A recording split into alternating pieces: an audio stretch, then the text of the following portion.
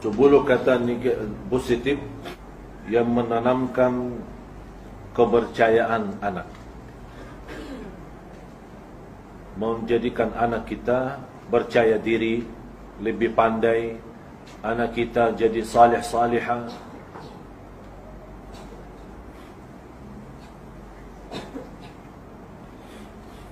Yang pertama,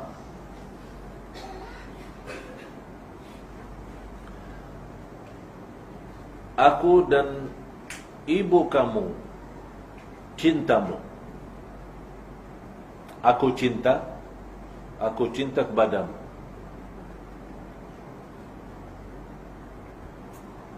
Tapi di sini kata cinta tidak ada syarat. Tidak ada syarat.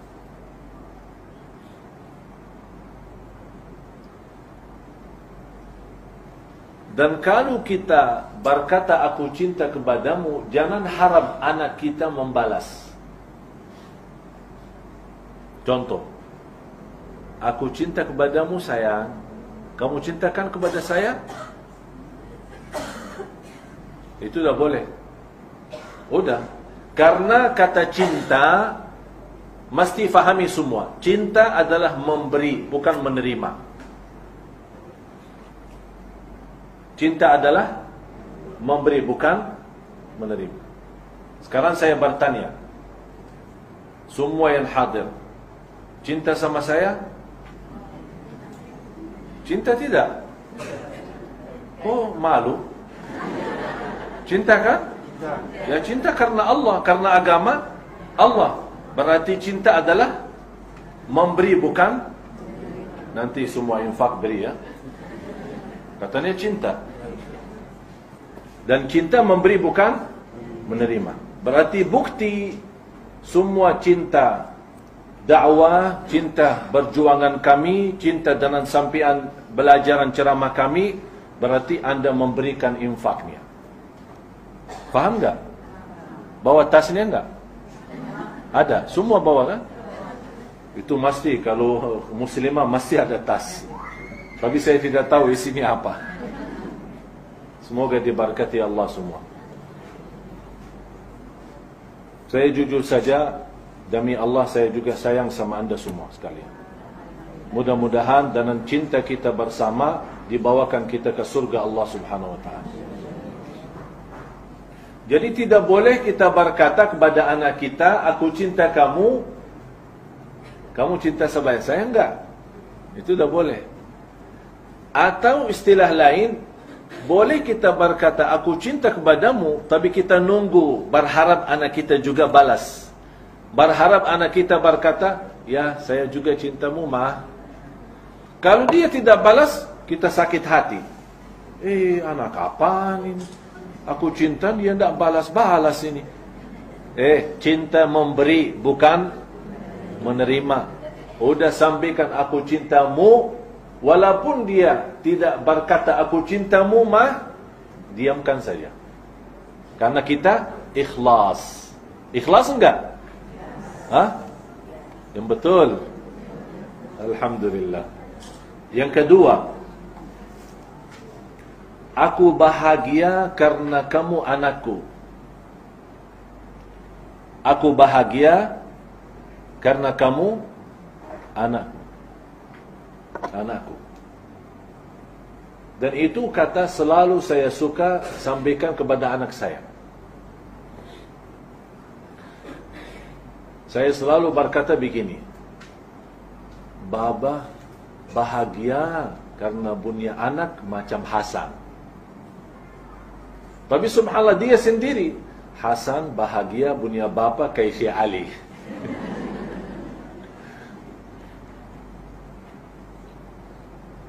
Jadi kita tunjukkan kebahagiaan. Biarpun ada sedikit masalah kita punya anak, tidak pandai, tidak ada, tapi kita tunjukkan kita punya kebahagiaan karena kita punya anak semacam dia.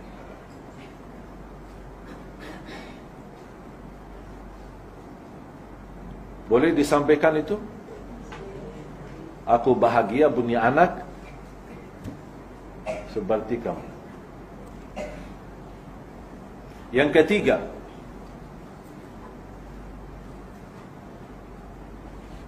kamu pandai sekali. Bagi saya, kamu pandai nomor 1 sedunia. Cerdas. Kamu pintar, kamu cerdas. Dan aku suka sama kamu.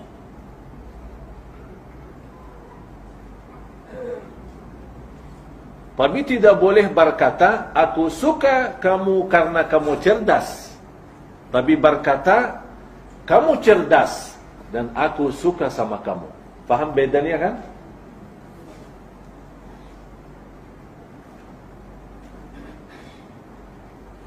Yang keempat,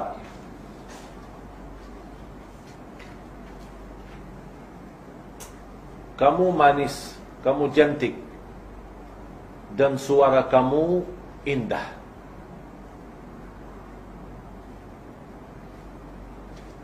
Apalagi kalau boleh kita punya anak, rekam dia punya suara. Dia naji, dia azan, dia apa. Kita bagikan satu rekaman. Kita mau punya mobile kan, ada rekaman kan. Kita bagi supaya anak kita naji, ada suara masuk. Dan kita tunjukkan, kita senang dengan suara dia. Saya pernah rekam suara anak saya baca Al-Fatihah.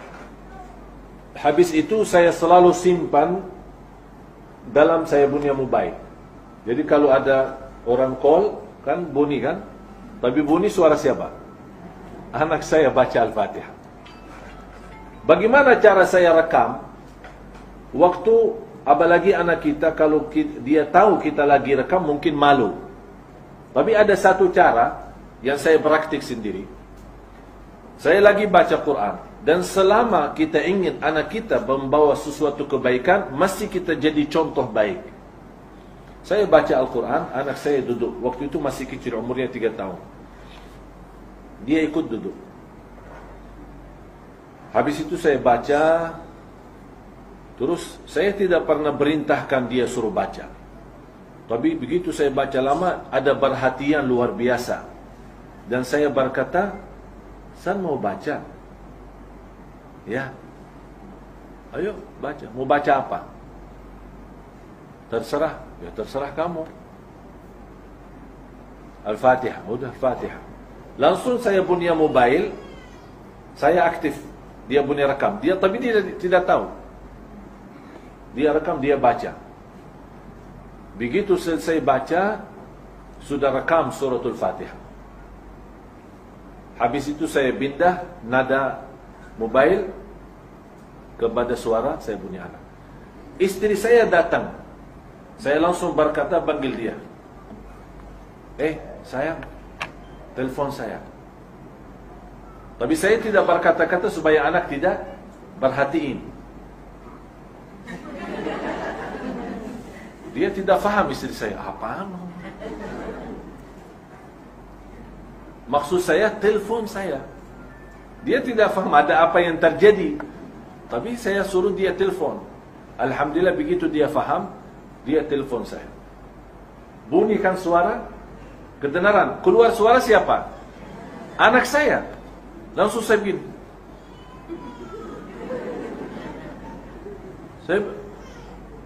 Ini suara siapa? Saya pura-pura tidak tahu. Langsung dia bilang, aku. Habis itu, saya kasih dia punya mobile. Subhanallah, dia bawa, ini umur 3 tahun. Dia bawa, setiap anak datang dia tunjukkan. Kakeknya, neneknya, ibunya, tetangga, sama orang yang lagi kerja di sebelah ini, semua dia tunjukkan. Ini anak suara saya, suara saya. Sampai orang-orang yang mendengar suara, orang fikir umur 10 tahun. Padahal waktu itu 3 tahun. Dari situ, saya punya guru. Anaknya hafal Al-Quran umur 5 tahun, 30 juz. Bagaimana sistem hafal Quran? Rekam suara anak. Habis direkam, disuruh anak bawa sendiri. Dan dia dengar sendiri. Lama inilah salah satu yang membuat perubahan dalam perasaan hati anak kita. Dan Alhamdulillah kemarin, waktu tanggal 11 bulan 11 2011, umur anak saya 11, hafal 11 juz. Jadi semua 11. Dan insyaAllah hari jadi saya ada acara besar di Jakarta tanggal 3 bulan 2 2012, hari ulang tahun saya atau hari jadi saya yang ke-37. Jadi saya buat acara, dah ada macam apa, bawa kek tu, tiup-tiup, dah ada itu. Saya bawakan semua jemaah acara syukuran tabligh akbar. InsyaAllah kita undang semua para pemimpin, pejabat, ketua DPR, parlimen, polis, sama semua akan datang dan hadir. Imam Kuba akan datang dan semua jamaah-jamaah. Mungkin dikirakan jamaah yang hadir melebihi 15,000. Kalau kita punya jamaah di Jakarta, alhamdulillah. Kalau sekali saya bagi ceramah, apalagi kalau di kota Surabaya, kota-kota macam itu besar-besar, itu jamaahnya luar biasa. Saya pernah isi bagi ceramah dan hadapan jemaah itu melebihi 100,000 jemaah. 90% muslimah. 90%. Jadi setiap hari saya terima SMS atau Facebook atau orang email atau orang dah tahu dari mana dapat nomor menawarkan mau nikah sama saya. Jadi saya tunjukkan kepada saya punya istri. Istri ini baca, ini dari mana? Saya tidak tahu. Pokoknya jamaah muslimah itu saja.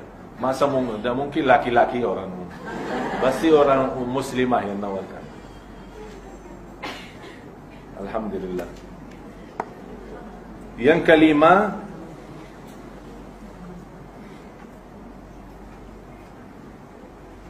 kamu hebat. Dan bagi saya, kamu berguna bagi keluarga semua. Yang kelima, kamu anak hebat. Dan kamu banyak berguna bagi keluarga semua. Itu menanamkan apa? Menanamkan dia boleh menjadi pemimpin. Apalagi kalau anak kita, itu yang paling besar di antara anak kita. Jadi kita tanamkan. Saya mau berangkat, saya mau kemana, saya mau keluar. Sekarang kepala keluarga adalah kamu. Kamu urus ibu ya, urus bapa ya, urus anak ya, urus adik-adik ya. Kamu hebat dan kamu boleh menjadi berguna bagi keluarga semua. Jadi berguna bukan buat dirinya saja, tapi berguna bagi semua keluarga. Yang keenam, kamu punya kelebihan tidak ada batas. Kamu punya kelebihan yang tidak ada batas. Jadi segala kelebihan, segala kebaikan, kamu punya yang terbaik dan tidak ada batasnya. Ini semua, mohon maaf, ini semua kata-kata boleh jadi dalam fikiran kita, kecil ini. Tapi subhanallah, bagi anak kita sangat bermanfaat, berguna. Yang ketujuh, selalu kita mengambil masywarah bersama anak kita. Apalagi kalau anak sudah pandai, ya di atas 7 tahun, 8 tahun, 10 tahun, kita ajak bermusyawarah.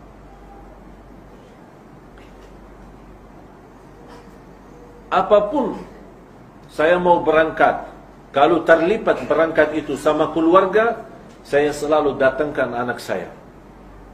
Ayo kita mau berangkat Malaysia, bagaimana mendapat Hasan?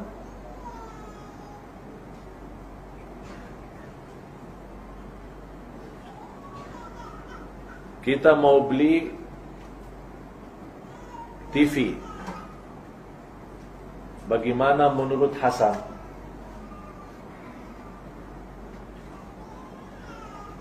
Artinya maksud saya, kita berikan kesempatan Walaupun kita tidak mengambil, tapi berikan kesempatan boleh bermasyuarah sama anak kita.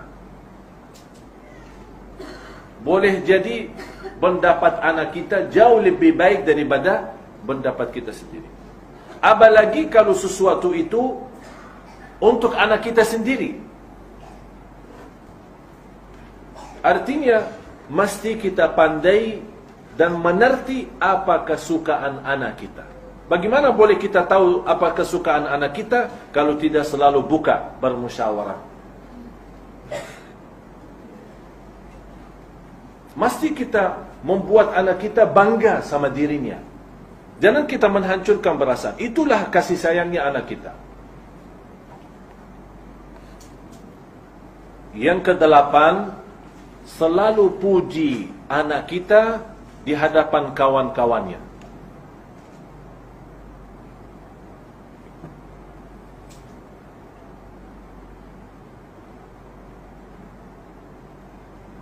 Saya kalau suka bawa, apalagi pas lagi ceramah, kadang-kadang dia lagi cuti sekolah, saya suka bawa.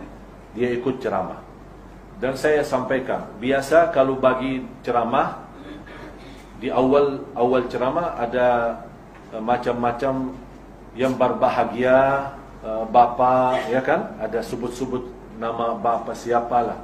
Jadi waktu acara itu ada salah satu acara, anak saya ikut, ada ketua parlimen Indonesia hadir, ada ketua pengurus masjid tempat acara hadir, ada salah satu profesor doktor juga hadir, dan saya sampaikan, yang terhormat, yang terbahagia, Bapak Ketua DPR hadir di sini, selamat datang. Yang terhormat, yang berbahagia, Ketua, Kepala Pengurus Masjid. Yang terhormat, yang berbahagia, Ketua atau Profesor Doktor, Ketua Diwan seluruh masjid se-Indonesia. Yang terhormat, yang berbahagia, Syekh Hasan. Semua jemaah. Maksudnya ini, malah siapa ini? Itu biasa saya bawakan. Saya lihat, saya lagi satu baca soal pendidikan di dalam sekolah. Ternyata kenapa negeri Jepang, tahu negeri Jepang di Tokyo, Jepang, kenapa boleh dia punya anak pandai dan semua pendidikannya sangat bagus, sekolah-sekolah di sana. Sebelum mereka masuk sekolah, ditanyakan cita-cita mereka masing-masing. Kamu harap apa? Ada yang berkata dokter, saya harap besok jadi pilot, saya harap besok guru, saya mau jadi pokoknya macam-macam lah. Karena namanya anak kan, semua anak kan ada keinginan. Begitu saya lihat, ternyata di sana, begitu sudah dibagi masuk sekolah, semua anak dia bagi nama. Jadi selama dia di dalam sekolah, dia panggil Dr. Chang Ching Chung. Jadi semua bagi sesuai keinginan. Saya mendapatkan pelajaran, kenapa di negeri itu mereka menghargai perasaan manusia. Padahal itu ajaran Islam kita. Bukan ajaran Islam kita menghargai nyawa manusia. Islam mengajarkan kita hargai binatang. Kasih sayang binatang, apalagi manusia.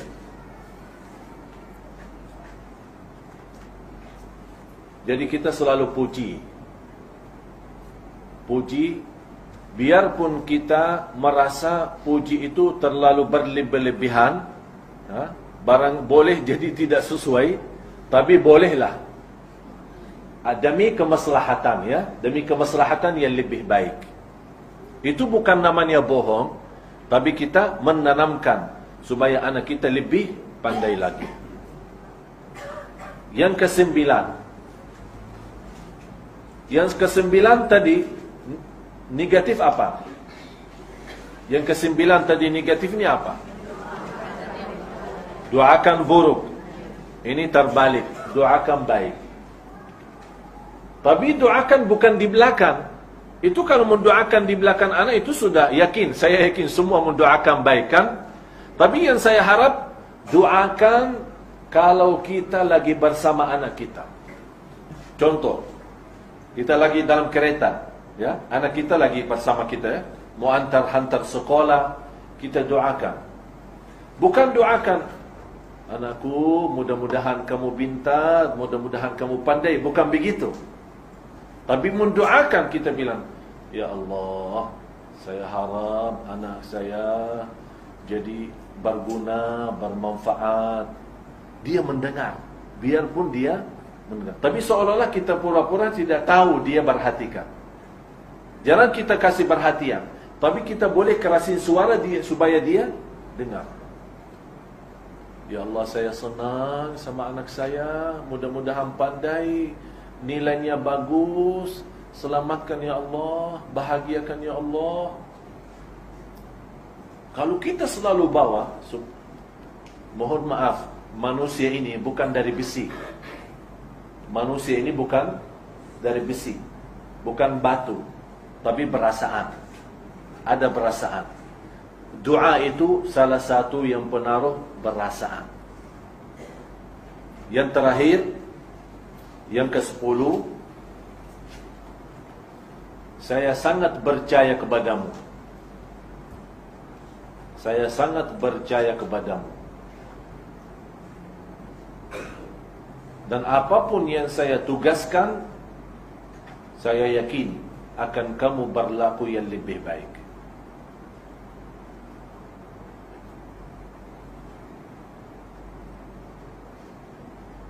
Dan ini bukan hanya lewat kata, tapi boleh lewat perbuatan. Bagaimana contoh? Saya punya anak sekarang, mau 12 tahun, tapi alhamdulillah semua dia pandai. Kalau ada tagihan bayar listrik bulanan, dia yang urus, dia yang bayar. Mau langsung atau mau lewat ATM, dia sendiri urus. Mau belanja, dia urus. Tinggal ibunya catat, saya tidak ada istilah masuk belanja, kemana saja belanja, mesti tahu mau belanja apa. Tidak boleh masuk baru mau lihat mau belanja apa. Jadi saya sudah biasakan keluarga. Istri mau apa? Saya tidak tahu, tapi saya mau lihatlah nanti. Tidak ada. Kalau tidak tahu berarti tidak ada. Duduk aja di rumah. Mesti kalau mau kerjain, mau kemana, tahu mau apa. Apalagi muslimah. Kalau tidak tahu mau apa, atau niat saja, karena tidak ada tulisan, niat saja mau beli roti, pulang 1 kereta. Masya Allah, katanya mau beli roti. Ya saya lihat ada yang baru-baru katanya. Itu dah boleh. Jangan ikutin hawa nafsu. Tulis, lihat apa keperluan rumah, sayur, apa, buah, apa ini, semua tulis. Sambil di sana, belanja. Cet, habis, cet, cet. Habis, ada, ini baru lagi ya. Astagfirullahaladzim. Biasakan diri. Mohon maaf, kita punya masalah banyak. Banyak masalah kita. Akhirnya kita akhir bulan, ya Allah, ini belanja banyak. Mubazir. Rumah kita banyak makan, tidak dimakan. Habis sudah mau rusak, katanya sedekah daripada buang. Subhanallah. Allah minta sedekah yang terbaik, kita memberikan sedekah yang tersisa. Jadi untuk menanamkan kepercayaan bukan hanya sebuah kata, hei anakku, aku percaya kepadamu, tapi juga kita memberikan kesempatan untuk dia belanja. Pas lagi mau bayar kasir, dia yang bayar. Dia yang ambil sisa. Berapa sisa tu? Bayar sekian, kembali sekian. Biarkan dia kasih berikan kesempatan, boleh hitung-hitungan. Subhanallah, itu semua sangat berguna, bermanfaat. Dan kalau anda mau tahu, Cuba praktik dan amalkan. Anda sendiri, insya-Allah 1 minggu, 2 minggu, Anda akan lihat kita punya anak jauh lebih baik daripada yang sebelumnya. Siap? Faham? Mudah-mudahan apa yang saya sampaikan bermanfaat, mudah-mudahan berguna, insya-Allah, dan semangat lahir batin kita praktik dan kita amalkan.